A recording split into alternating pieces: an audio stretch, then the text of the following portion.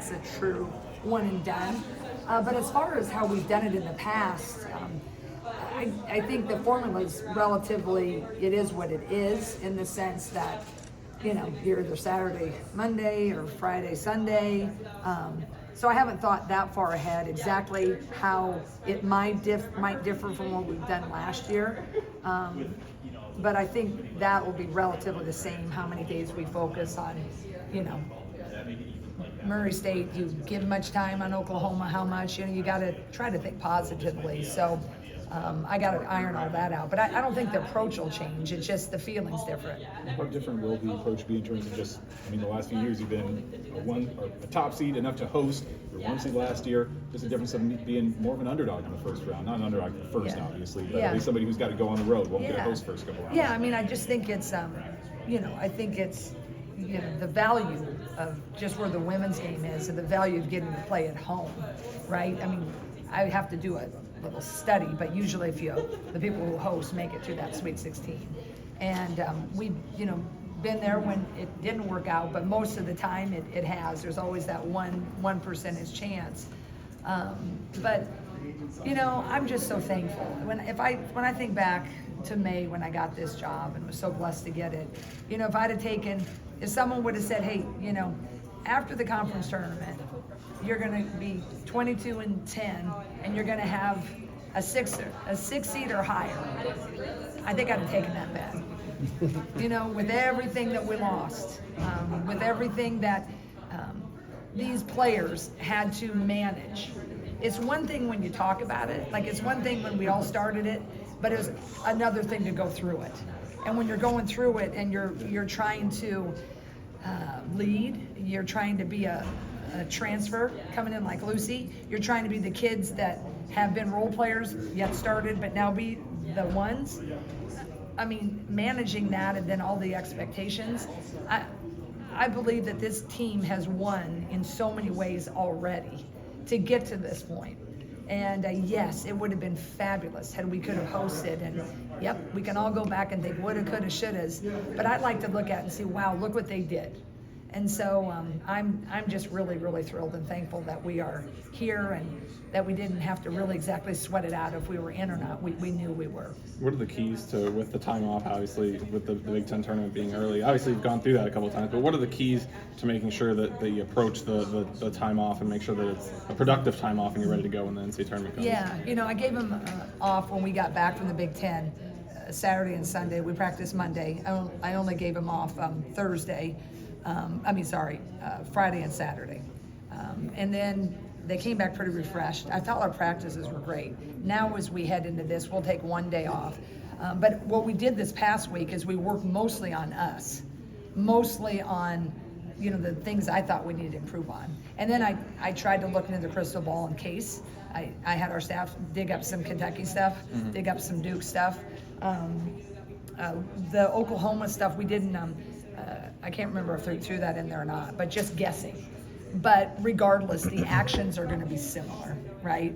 Whether, you're going to play some shooter that's going to come off ball screens, over under. You're going to play some big at some point. So I think we balanced that really well. And now I don't know much about Murray State. I don't know a whole lot of the intricate details of Oklahoma. Only I watch them and cheered for them because it's Jenny's team. And I know I like their big and I know how fast they play, but all that other stuff, I got to figure that formula out. I'm thankful I get to. Jan, focusing on your team over this 2 weeks, what did that look like, focusing on the things you needed to fix? Yeah, I think we were just, I was working a little bit on, our zone. When we gave up some rebounds on our zone shifts, and we tried to help with some drives in our zone shifts, which left open corner pocket threes. So I tried to work on that a little bit more, although it's been really good for us. We beat Michigan State, I think, because of it. And we held serve most of the time against Ohio State. So I did that a little bit. I was tweaking some things with some ball screens on our player. And then I was trying to work on some fluidity in our offense. And just giving a little bit more time with different combinations. I spent a lot of time working on different people with different when we need different rhythms in a game. So that's what we tried to focus on. If you were going to turn in like a self-review for this year, what would it say? Self-review for me, myself? For yourself, yeah. Has it been a success? Yeah. I think, any coach will tell you you're wired to get the brass ring. You're wired to get the net, right? But, I will say, I knew the job was going to be hard, but the knowing and the going through were definitely, challenging.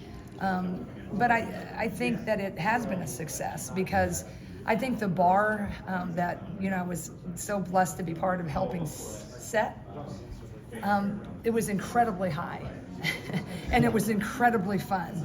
And, the fact that our fan base held and they were there, boy, for most of the season. It was a lot like last year, unless when people started to realize Caitlin was done, then they weren't, there wasn't as many non-conference games that didn't show up.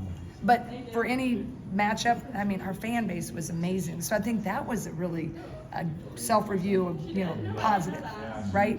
I think the way that we played, that I think fans like to watch. I think that was a positive. At least that's what I got when I'd be out talking or I'd get stopped in the mall or whatever. So I think that was good. I think the fact that we had that adversity and we came through it, I think that was another positive.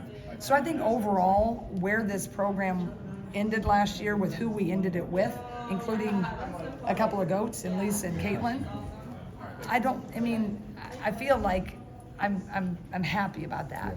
But do I wish I would have done a lot of things different to maybe get one more win here, one more win there?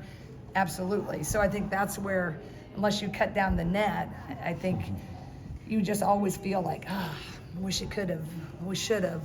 But when I'm subjective, I think if I can look at it at just a general person and not me in this chair, I think it was a pretty good year, 22 wins coming after everything. And now it's a brand new season, and now we get a shot to see what we can do.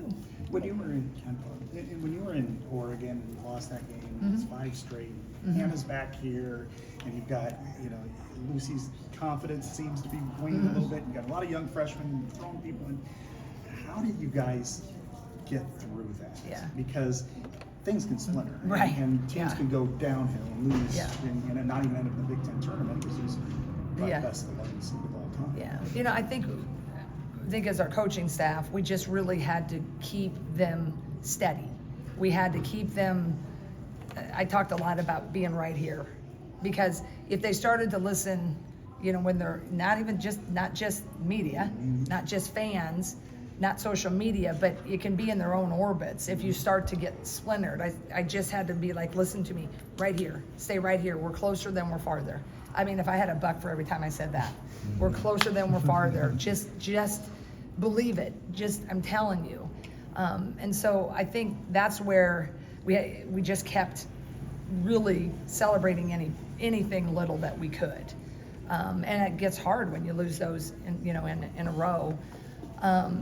And then, I think me personally had my inner circle was very, very great. And I had a lot of good people praying for me, I know that. I had a lot of people that were keeping my wind under my sails going. So I had the energy, right, to make sure that, when I was making sure they knew there was farther, that there was nobody more energetic in the room, right? But I did, man. I saw them shoot. I saw how hard they were working. So I just think it was a credit to them. I think my staff was fantastic. And we just knew that we were closer than we were farther. And when we broke it, boy, then it just, we put ourselves in a position. And when we put ourselves into positions, then a lot of great things started to happen. I thought of the pressure cooker that could have been against USC. Knowing nationally televised game, 22's here, the fans are all here. Juju Watkins, you just got everything here that it'd be easy for a team with a weak mentality would fall apart and get beat by 30. Right. Instead, you just jumped out to an early lead, held on even when they came back. Where did that come from your team? How were they able to gut through it and pull it out? Well, I really think, they believed when they got a couple wins, and then they're competitive. And, they knew everybody's like, we don't have a chance. They can't. Juju's this, and the two greatest are in the same arena, right? I think they just were like, well, yeah, but we got to play the game. And that was kind of our plan. I thought our scout was really good that day. But what I was really proud of is that we got wins to follow it, and we were so close with UCLA. And my biggest thing about UCLA is I wanted that one so much too, just that people wouldn't say, well, they won that because there was a lot of electricity in that game with USC. But even that near miss, I think that showed that these women really are together and they really can, compete. But I just think they're really competitive. They really, to go through the whole season and not lose any game by more than 10, that's really pretty remarkable. And I think that shows their fortitude, because it wasn't always pretty, and it wasn't certainly easy. And like 3 of the games, we were terrible free throw shooters. So it was like, so some of it, you want this set at the end of the game, whatever, but 3 times we just shot poor free throws, and we take care of that, we win, right? But they never give up. They never stop believing. And I think that's why they're a 6th seed right now. First time doing this as a head coach, what do the next 48 hours look like? Well, I do know that regardless what role, there's not a lot of sleep involved, and you're very happy about that. But for me, I think as a head coach, I'm just so grateful, because I know this is where we've worked, for 24 years prior, this is where I've worked to want us to always be, perennially in the tournament. And I just, that's what I carried. It wasn't so much, I can't explain it. It's not so much for me personally, like a feather in my cap. It's for all that's been done before, and for the fans, and for the women who chose to stay, is I wanted this moment. Like, there's nothing like that moment, seeing your name. And just like to cut down a net, I do want that. I have gotten to do that. Would it be great as a head coach? Will it? Yes. But my definition of who I am, it cannot be hung on that, because then I think you miss the mission. The world tells you that. I get it. I felt it this year. Everybody's been very clear, right, when we haven't succeeded. But that's what coaching to me is that journey and putting people in positions. So getting to have the head job and getting that opportunity, that was special to me. To be able to see everybody, and even like our kids, when Lisa was here, it was so fun, like everybody's here at the selection show. But now that I get to see Randy's kids and Abby's kids, and they're just so excited, where are we going? This is a byproduct. And then like Lucy Olson just giving you that hug, that's why she came, right? They missed it last year. They were in that WBIT or whatever. So that's what's different for me. And then, of course, there will be pressure to try to make sure that do the right, scouting and all the things. But I got a heck of a staff, and they deserve so much credit for helping and sticking with me and choosing to work with me and keeping the thing rolling. Jen, Yeah. Jen, thanks. Lucy, Yeah. I'm sorry. Lucy we're good. was, just vivacious personality. Smile on her face, always has one. Obviously, some pressure there, Right. and especially in the middle of when she's missing free throws that Right. she would normally Right. make, and it seemed not outwardly, but you could tell it was affecting her. Right. Did you ever have a meeting or something with her where it just relax, or Yeah. and then how did that? Yeah, we had a couple, with her, it's like a kid like that, it wasn't about having to motivate him or, jack him up or like, you got this. Yeah. It was more to like decompress and to hug, right? And to be like, it's gonna be okay, just woo.